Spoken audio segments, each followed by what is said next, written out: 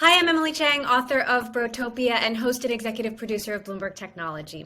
Welcome to the Chiconomics series, honoring women who are blazing trails as founders and CEOs.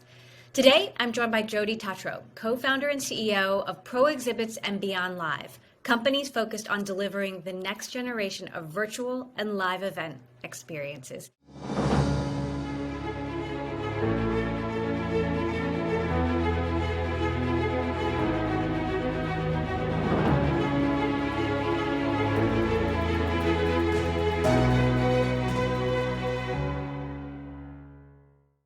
Jody, thank you so much for joining us. It's great to be here with you. Emily, thank you for the invite. I'm so honored. I'm excited to chat with you. I have to start with the pandemic. What was it like running a global events business when the world shut down? Wow, it was crazy. As a business owner, we've been through difficult times with the .com and which was good because we were able to kind of have an idea of how to react fast and how to handle stressful times, really stressful. .com was really tough on a lot of businesses. A lot of businesses went under. Pandemic hit. We went from live events. Fortunately, we got a little bit of a head start or a little bit of a warning. We were in Orlando and different cities setting up exhibits for clients, and a lot of the international clients were having to cancel. So we started to see a little bit of a warning, and then when they shut us down completely, live events didn't come back for a long time. Probably till about this summer you started to see a little bit of a movement. So they shut us down. We furloughed our team, except for the core management group. And at that point, we were looking ahead and saying, okay, shelter in place for 2 weeks. 2 weeks went by and we're like, we need revenue. We need to find another revenue source. You can't get by on live events. What are you going to do? So we did many pivots and pirouettes. How's that? We started out thinking we were going to become a makeshift medic tent company, and that didn't work. Didn't have a huge need for that. Then we went into testing, pivot again, didn't have a huge need for that. We needed some way to employ our people in our manufacturing shop. So we ended up on one side, the Pro Exhibit side, we ended up doing high-end sneeze guards for the best description for people like Tesla, Ariat, high-end companies that wanted really nice looking sneeze guards, yet protection for their employees and still be able to operate. So that was one blessing. At the same time, we had events. How are people going to talk about their brands, introduce new products, have sales conference? And that's when we came out with the Beyond Live software platform. It's a virtual event software platform where you can have, instead of just having the constructs of a building, you can go from 1,000 people regionally to 10,000 people globally. So it was a great way for brands to talk about their upcoming products, to interact, for people to still get together, and for brands to get some movement. And it's been a great revenue source for us. And it's been a whole new company and a whole new product. So it's been exciting. It's been really fun. Takes me back to my roots. It's good to hear you use the word fun, especially after navigating so many challenges. You've been running this company since long before the .com bust, and I'm curious what lessons you learned from that may have served you as you were trying to make these mini pivots and pirouettes through the pandemic. Well, the one thing that's constant in life and business is change. And unless you're ready to adapt, move, and change, you're going to die as a business. And we just had to keep changing. A lot of things hit you in life and business, and things aren't always great. When we first started our business, we had a lawsuit. Not going to go into that, but life has ups and downs, and you really have to embrace those bad times and grow with them. That's when you get your greatest growth, is through your tough times. The lessons learned over the years during the tough times were huge, and it allowed us to keep going and to be stronger and to be positive and look for that silver lining during the pandemic and during the closure of live events. Because I think if we didn't, and we just sat back and waited, which I saw a lot of companies do in our industry, just sat back, waited for somebody to save them, and there's no one there. It's on you. And especially as an entrepreneur, you don't have the backing of millions of dollars in stock money or anything. It's you, and you need to learn and grow from those tough times. Tell me your story. You started off in the 80s working at Xerox. You worked at a couple of HP spin-offs. What was it like being a woman in those very early days of a very male-dominated Silicon Valley?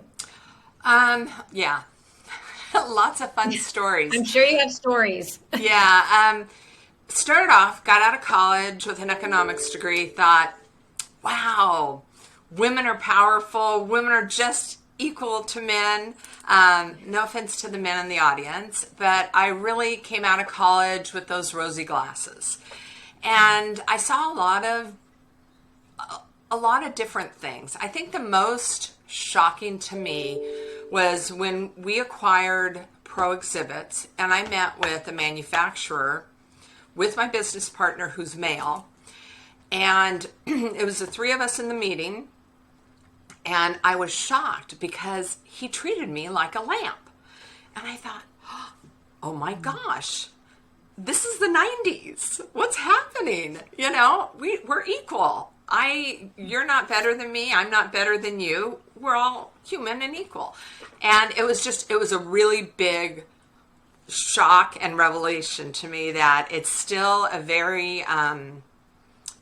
boys club out there. And a lot of industries, as you've written about in your book, which I love, by the way. Thank you. There's a lot of boys clubs, and women need to be strong, and they need to support each other and not try to push each other down because someone's going to get farther. I think because I'm very pro women's sports, and it's a very good way to, compete and to learn how to compete. It helped. And I have two daughters, and I always tell them it's equal playing field. I don't care what color, who you are, everybody is an equal playing field. And you gotta just be the best, work hard, and be smart, and give compliments when compliments are due, and, bring others up. Surround yourself with trees, not willows. I mean, redwood trees, not willows. You want your tribe really strong. And I think that's huge. Well, speaking of your tribe, Jody, I know you mentioned your business partner is a man, and I hear from male-female founding teams all the time that they often will choose who does what based on how they believe it'll be received. For example, pitching to a room full of male investors, you might put your male co-founder out for that meeting instead of you, or sometimes it's vice versa. And I'm curious if you're conscious of that. Do you think about that as you're making business decisions and defining your roles? Yes, 100%. So at the end of the day, it's about the company. It's not about me, and it's not about my business partner. It's about the business, or the team. I'm responsible for not just my team, but their families. And I think you have to check your ego at the door. As a woman, as a man, whatever, you have to check your ego at the door. So right now we're looking to raise funds for Beyond Live. And as Emily knows, it's very much a male-dominated group. So I have stepped back. My business partner is leading the charge in raising funds. And it's about doing what's best for the company. And as long as it's a win for the company, I don't care. I don't care if people think I'm the janitor. When I first started, somebody thought I was the secretary and asked me to get them coffee. And, it's like, whatever. It's fine as long as there is, there's an end game and a goal, and it's for the betterment of everybody. And I think that's what we do. We play bad cop, good cop. Right. Is that a shame though that you feel like you have to do that? I mean, I guess another approach could be, doing it yourself and trying to shake up people's beliefs and break those age-old stereotypes. But I know that's hard. It is hard, and right now, if I had the luxury of time, I agree, 100%, shake it up. I have done a little bit on my own, but actually I was starting down a path, and I had one of my mentors from my software days was helping me, and he passed away suddenly, so that kind of put a crimp in that a little bit, yeah. But we don't right now have the luxury of time. As you know, with technology, it leapfrogs. And if you're going to get to market and you're going to be the hottest thing out there, you don't have the luxury of time. And for us to get this growing faster, we need it now, not in a year. So, yeah, if I had the luxury of time, 100%. So let's talk about what, you feel, where you feel you excel as a leader and where women excel as a leader. You were talking about change earlier and how we all have to change. And that strikes me as something that women are really good at doing, evolving. Yeah. I think women can be amazing leaders if they let themselves. We as women have to, especially as you get older, you become, a wife or just a mom, you have children, you have a business. We multitask so well, and we're able to do everything. You see some amazing women, like somebody I know that has 4 kids that's juggling a successful career, wrote a book. Emily, you're living it. And I know when I was raising my children, I was getting up early. I was, checking all the boxes. I wasn't perfect. I didn't bake, the cookies. I a lot of times had to buy them. But, you can do it all. And I think women are very, very good at multitasking. I think men are more compartmentalizing of things and not as great at multitasking. And women also have, a greater empathy. A lot of women understand that, it is hard out there and there are a lot of things to juggle. And I think we as women, if, we step back and don't try to be a male leader, we're who we are. I'm not my partner, I'm me. I have different experiences. I'm a woman. So I think we have to embrace that and move forward and be confident. Well, it's amazing what you've accomplished. You have founded and run a company for a couple of decades, through a dot-com bust, through the financial crisis, through a pandemic. When you look back, what advice would you give to your 20-year-old self? At some points, I just got sucked in at taking life too seriously and forgetting about myself. I think one thing as women we do is we do put everybody first, and we forget about our own health, both mentally and physically. And I think we aren't good for anybody if we're not healthy. And I think whether it's a walk around the building a couple times a day, whatever it is, I wish I had kept up with my own self-health a little bit.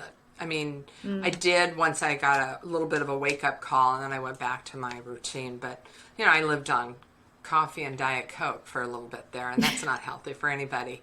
So that's one thing. And the other thing is don't be afraid of change. So many people are afraid of change, and I think you really need to embrace it. There is a silver lining. It's just a new chapter, and you might not know where the path is going to be, but embrace it and run with it, because change is going to happen. Change happens in life, and you need to learn how to embrace it and move forward, because standing still isn't going to help anybody. So those are two things that I'd really emphasize for people in their 20s. What are the goals that you're setting for yourself as a leader for, let's say, 5 years from now, at this stage of your career, at this stage of the company? Hawaii? No. Yeah, me too. I'm in on that. So I have personal, you can't see it, but I have a whiteboard right next to my desk and it changes every day. I have my business goals and my personal goals. In 5 years, I am hoping Beyond Live is successful, and I'm not sure if it's been acquired by somebody or what, but business goals are 5 years from now to have Beyond Live up, running, successful, and to be the leader on that platform.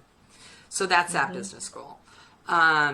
The personal goals, and 5 years is a interesting time. A lot can change in 5 years. I kind of shoot more towards the 3 year. Let's talk about 3 years then. Let's make it a little more manageable. Yeah, so 3 years to have built out Beyond Live, built out the Pro Global event side, merged the Pro exhibits with the Pro Global events. So a lot of changes in both structure and financial, and breaking apart a couple things. Those are our goals for 3 years for business. 3 years from now, I'd like to see backing off a little bit. I have my travel and etc. Your bag for Hawaii is packed. Is that what you're saying? Well, this year my goal was for 2021, our business goals were get Beyond Live up and running, get clients, get some beta tests, and we exceeded those goals. And my personal goal was to hike Half Dome. And so I did that. Next year, it's the Santiago Trail. I want to both physically and mentally push myself as I'm getting older. I think those are key components. And surrounding myself with some really intelligent young people is great. And that's one of the exciting things about Beyond Live. So those are 1 year goals. 3 years out, I told you the business goal. The personal goal is to have a ranch. Yeah. I like the specificity. It's good to be specific. Yeah. So it's a ranch on the Central Coast where I can have some fun animals. All right. Well, we will see you on your ranch or in Hawaii, maybe in 3 to 5 years' time. Yes, yes. I just think it's about moving every day, staying fit, and a ranch in 3 years out, not giving up city life too, but having that as a second option with chickens and horses would be fun. Jody, thank you so much for sharing your story with us.